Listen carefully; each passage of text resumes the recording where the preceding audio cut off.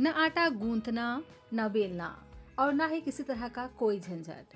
फटाफट से बनने वाली एक ऐसी मजेदार सी रेसिपी आज मैं आपके साथ शेयर करने वाली हूँ, जिसके आगे आप इडली, ढोकला, डोसा सब भूल जाएंगे। जी हाँ फ्रेंड्स, एक बार अगर आपने इस रेसिपी को ट्राई किया तो डेफिनेटली यह रेसिपी आपको बहुत ज़्यादा पसंद आएगा। और ख़ास बात यह है इस रेसिपी का कि इसके लिए आपको पहले से कोई भी प्रिपेयर करके रखने की ज़रूरत नहीं है। यह एक इंस्टेंट रेसिपी है जिसे आप सुबह ब्रेकफास्ट में तो बहुत ही आसानी से बना ही सकते हैं। लंच या डिनर किसी भी टाइम इस रेसिपी को आप बना सकते हैं, या शाम की छोटी मोटी भूख के लिए भी इसे आप बना सकते हैं। तो एक बार इस रेसिपी को जरूर से ट्राई कीजिएगा। हेलो एवरीवन, रितुस रियल रेसिपीज में आपका स्वागत है। फ्रेंड्स, आज मैं आपके साथ उबले हुए आलू की एक बहुत ही अनोखी सी रेसिपी शेयर करने जा रही हूँ। रेसिपी अगर आपको अच्छी लगे तो प्लीज़ आप वीडियो को लाइक, चैनल को सब्सक्राइब जरूर से कर लीजिएगा और अपने फ्रेंड्स और फैमिली के साथ शेयर भी जरूर से कर दीजिएगा। और यह रेसिपी आप कहाँ से बैठकर देख रहे हैं, प्लीज़ कमेंट कर आप मुझे ज़रूर से बताइएगा।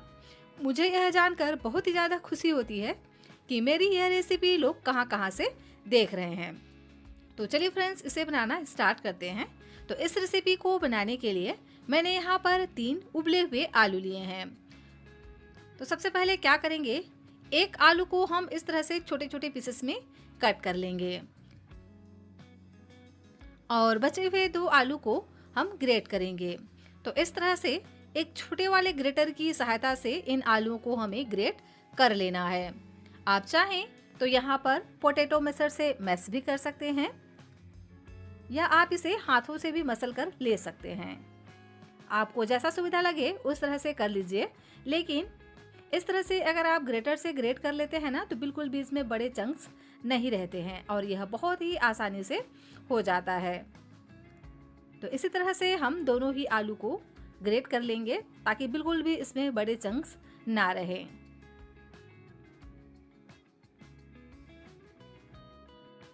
यह रेसिपी इतने आसान तरीके से बन जाएगी ना कि इसे आप बार बार बनाना चाहेंगे अगर आपने इसको एक बार ट्राई किया तो।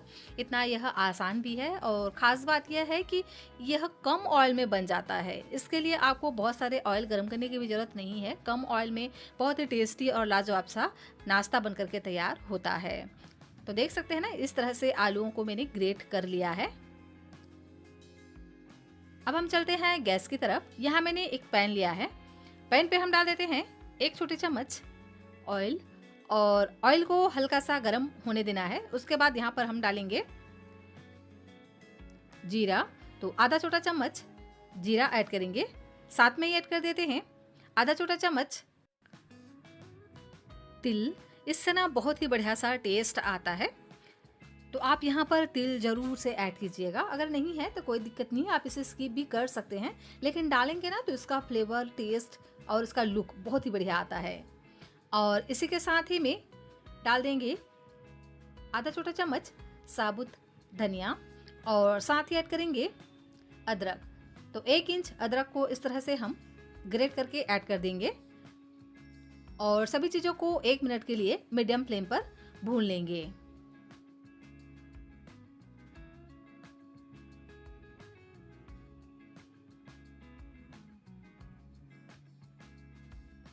और जब हल्का सा यह भून जाए तो उसके बाद यहाँ पर हम डाल देते हैं प्याज। तो यहाँ पर मैंने 1 मीडियम साइज के लिए हैं प्याज, जिसे मैंने इस तरह से बारीक बारीक कट कर लिया है। प्याज का टेस्ट इस रेसिपी में बहुत ही बढ़िया आता है, तो आप इसे ज़रूर से डालना। अगर नहीं खाते हैं तो स्किप भी कर सकते हैं, लेकिन डालिएगा ज़रूर अगर खाते हैं तो। और प्याज को हम मीडियम आंच पर बढ़िया से 2 मिनट के लिए भून लेते हैं, जिससे यह हल्का सा सॉफ्ट हो जाए और हल्का इसमें गोल्डन कलर आ जाए।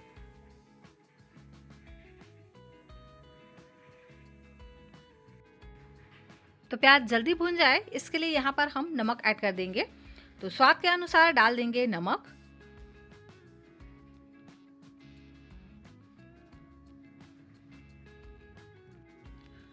और इसे हम बढ़िया से मिक्स करते हुए 1 मिनट के लिए और पका लेते हैं।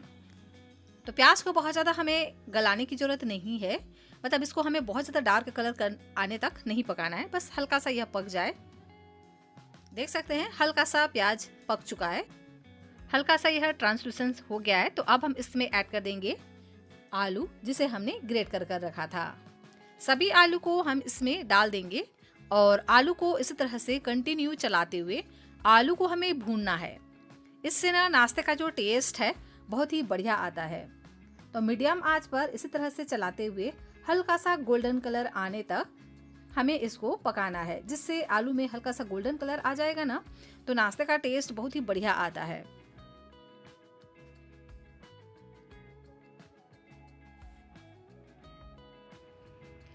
तो आलू में जल्दी से गोल्डन कलर आ जाए इसके लिए हम क्या करेंगे, इस तरह से चौड़े बर्तन पर इसको हम फैला देंगे।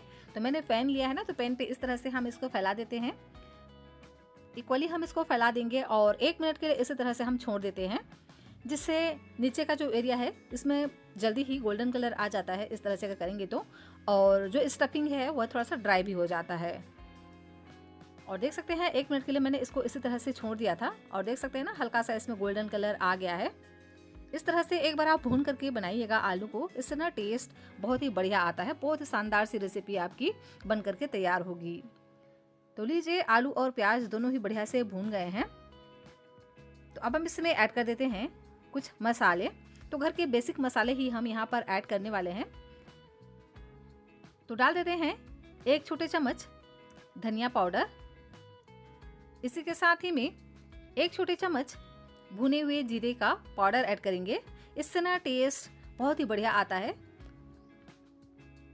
और साथ में ऐड करेंगे थोड़ा सा गरम मसाला, इससे भी फ्लेवर बहुत ही बढ़िया आता है। और कलर के लिए बस 2 पिंच जितना हम यहाँ पर हल्दी का पाउडर ऐड करेंगे। और तीखेपन के लिए डाल देते हैं काली मिर्च का पाउडर, इससे ना बहुत ही बढ़िया सा टेस्ट आता है, बहुत ही बढ़िया तीखापन आता है।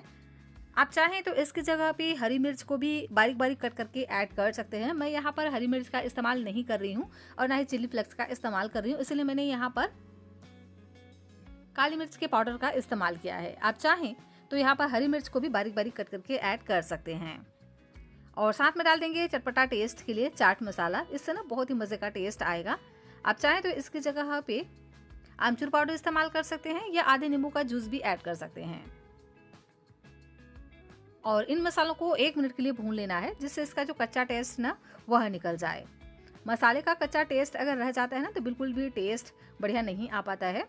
तो इसलिए मसालों को अच्छे से भून लेना है 1 से 2 मिनट के लिए। और इसी तरह से स्पैचुला से दबाते हुए हम इसको मिक्स करेंगे ताकि आलू अच्छे से चिकना हो जाए। और लीजिए आलू हमारा अच्छे से भून गया है। तो अब हम इसमें लास्ट में डाल देते हैं बारीक कटा हुआ फ्रेश हरा धनिया और इसे हम मिक्स कर लेंगे। और धनिया ऐड करने के बाद इसको हमें बिल्कुल भी ज़्यादा देर तक चलाना नहीं है, नहीं तो धनिया का जो कलर है ना वह चेंज हो जाता है। आलू की इस तरह की कोई भी फिलिंग हो ना, तो अगर आप उसमें मटर डाल देते हो तो इसका लुक और टेस्ट दोनों ही बढ़ जाता है। तो मैं यहाँ पर हरे मटर का इस्तेमाल कर रही हूँ, लेकिन मैं इसको पहले डालना भूल गई थी, तो मैं इसको लास्ट में ऐड कर रही हूँ। आप इसको पहले भून कर आलू ऐड कीजिएगा, जिससे मटर जो है ना जल्दी पक जाते हैं और इसका जो लुक है ना बहुत ही बढ़िया आता है और समय भी कम लगता है। मैं भूल गई थी तो मैं बाद में ऐड कर रही हूँ। अब हम इसको अच्छे से मिक्स कर ढक करके पकने देंगे 1 से 2 मिनट के लिए, ताकि मटर बढ़िया से गल जाए और साथ में मसाले भी बहुत ही बढ़िया से पक जाएंगे और बिल्कुल भी मसालों का कच्चा टेस्ट नहीं रहेगा। तो अभी तो विंटर का सीजन चल रहा है, आप अपनी मनपसंद और भी सब्जियां भी ऐड कर सकते हैं जो भी आपको पसंद हो, जैसे पत्ता गोभी, फूल गोभी या शिमला मिर्च, गाजर वगैरह भी डाल सकते हैं। लेकिन मैं यहाँ पर सिर्फ मटर और आलू से इस फिलिंग को बना करके तैयार कर रही हूँ और इसको हम 1 मिनट के लिए पकने देंगे। और देख सकते हैं ना बहुत ही बढ़िया से सभी चीज़ें पक चुकी हैं और मटर भी हमारा गल गया है। तो आलू का एकदम चटपटा सा फिलिंग हमारा बन करके तैयार हो गया है। अब चलिए चलते हैं नेक्स्ट प्रोसेस में। तो यहाँ मैंने एक ग्राइंडर लिया है, इसमें हम डाल देते हैं 2 से 3 कलियां लहसुन की, 1 हरी मिर्च ऐड करेंगे तीखेपन के लिए और साथ में डाल देते हैं 1 इंच जितना अदरक, इससे ना फ्लेवर बहुत ही बढ़िया आएगा। और साथ में ऐड करेंगे ताज़ा हरा धनिया का डंठल। अक्सर यही होता है ना कि कभी कभी हम पत्तों का तो इस्तेमाल कर लेते हैं, लेकिन जो इनके डंठल होते हैं ना मोटे वाले, तो वो बच जाते हैं। तो इनका इस्तेमाल इस तरह से कीजिएगा, इसका टेस्ट आपको काफ़ी पसंद आएगा और ये वेस्ट भी नहीं होते हैं इस तरह से आप इसको यूज़ कर लेते हो तो। और अब हम इसमें ऐड कर देंगे आलू जिसे हमने कट करके रखा था।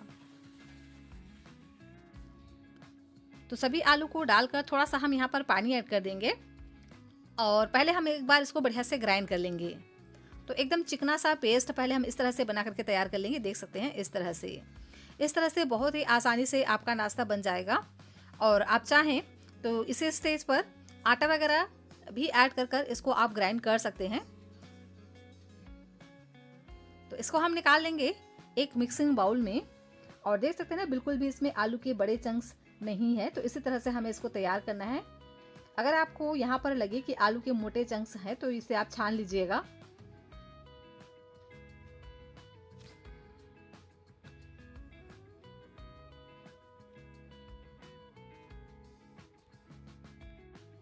तो चलिए अब हम इसमें डाल देते हैं आटा। तो मैंने यहाँ पर 1 कप गेहूं का आटा लिया है और इसी के साथ ही में डाल देते हैं 1 चम्मच बेसन। इससे नाश्ता एकदम प्रोटीन रिच बनता है और साथ ही खस्ता और करारा बनता है। और इसी के साथ ही में 1 से 1.5 चम्मच यहाँ पर हम डालेंगे सूजी। सूजी डालना पूरी तरह से ऑप्शनल है, आप चाहें तो डालें, नहीं तो आप इसे स्किप कर सकते हैं। लेकिन होता क्या है ना, जब भी कभी हम गेहूं के आटे की कोई रेसिपी इस तरह से बनाते हैं तो हल्का सा स्टिकी होता है। तो यहाँ पर अगर आप 1 या 1.5 चम्मच सूजी ऐड कर देंगे तो आपका नाश्ता एकदम ही क्रिस्पी बन जाता है ऊपर से और जल्दी सेट हो जाता है। तो इसीलिए अगर आपके पास सूजी रखा हो तो आप ज़रूर से ऐड कीजिएगा। और अगर नहीं है तो यहाँ पर आप चाहें तो चावल के आटे का भी यूज़ कर सकते हैं। तो ज़्यादा नहीं डालना है, सिर्फ 1 या 1.5 चम्मच ही हम यहाँ पर सूजी या चावल के आटे का इस्तेमाल करेंगे। और इसको हम बढ़िया से मिक्स करते हुए एक गाढ़ा सा लिक्विड डो बना करके तैयार करेंगे। तो थोड़ा थोड़ा करके हम पानी ऐड करते जाएंगे और इसका हम एक इस तरह से लिक्विड डो बना करके तैयार करेंगे।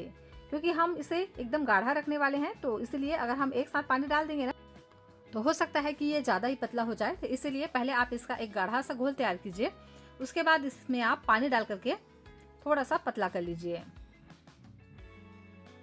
और देख सकते हैं बटर की कंसिस्टेंसी इसी तरह से हमें इसको तैयार करना है। और यहाँ पर हमने सूजी ऐड किया है ना, तो इसको हम कवर कर इसी तरह से साइड में रख देते हैं 4 से 5 मिनट के लिए, ताकि सूजी बढ़िया से फूल सके।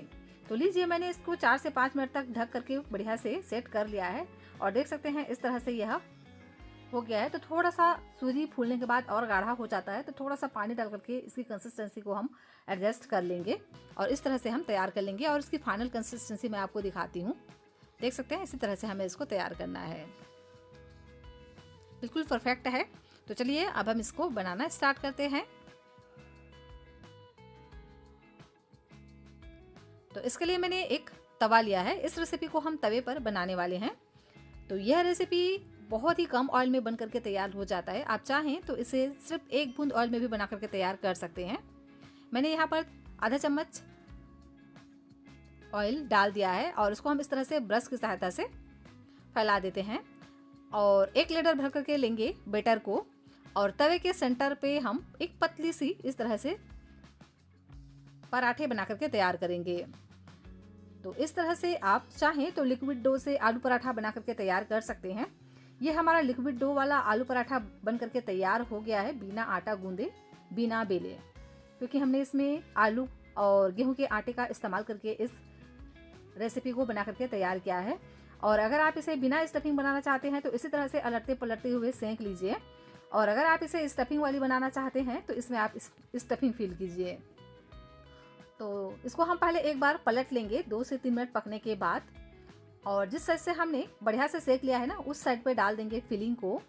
तो इस तरह से 2 से 3 चम्मच यहाँ पर हम फिलिंग को डालेंगे और इस तरह से हम इसको फोल्ड कर लेंगे। तो तिकोने शेप में हम इसको फोल्ड करेंगे। देख सकते हैं ना, बहुत ही आसानी से यह चिपक जाते हैं। तो जब इस तरह से अच्छे से यह पक जाए उसके बाद इसको हम निकाल लेंगे और इसी तरह से हम दूसरा पीस भी बना करके तैयार कर लेंगे। बस थोड़े से ऑयल से हम बढ़िया से इसको ग्रीस कर लेंगे। 1 लीडल भर करके लेंगे बटर को और तवे के सेंटर पे हम इसको डाल देंगे और इसको हम कवर कर पहले 1 मिनट के लिए पकने देंगे। उसके बाद जब हल्का सा यह पक जाए तो उसके बाद इसको हम पलट देंगे और इसी तरह से अलट पलट कर हम सेंक लेते हैं। और जब अच्छे से यह पक जाए तो जो साइड पक चुका है ना, उस साइड हम डाल देते हैं फिलिंग को, जो हमने आलू और मटर का तैयार किया था। तो फिलिंग को बहुत ज़्यादा नहीं डालना है, नहीं तो अच्छे से ये पैक नहीं हो पाएंगे, इस बात का ध्यान रखिएगा, थोड़ा ही डालिएगा। तो लगभग 1 से 2 चम्मच मैंने यहाँ पर ऐड किया है।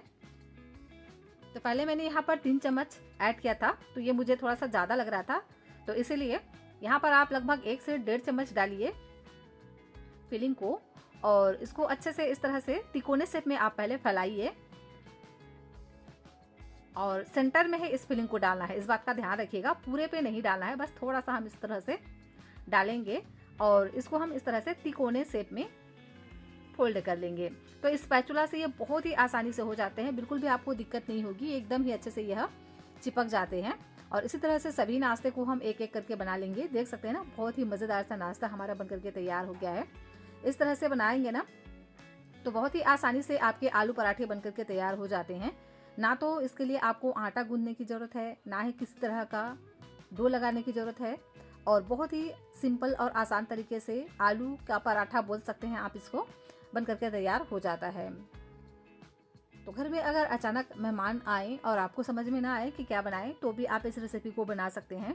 खाने में भी बहुत ज़्यादा टेस्टी होता है, बनाने में भी आसान है और एकदम ही सिंपल और मज़ेदार सी रेसिपी है। इसे आप सुबह ब्रेकफास्ट में, शाम की छोटी मोटी भूख के लिए या लंच या डिनर किसी भी समय बना सकते हैं। तो एक बार आप ज़रूर से इस रेसिपी को ट्राई कीजिएगा। लीजिए, सभी को ही मैंने इसी तरह से बना करके तैयार कर लिए हैं। देख सकते हैं इसका फाइनल लुक कि कितना मज़ेदार यह बन करके तैयार हुआ है।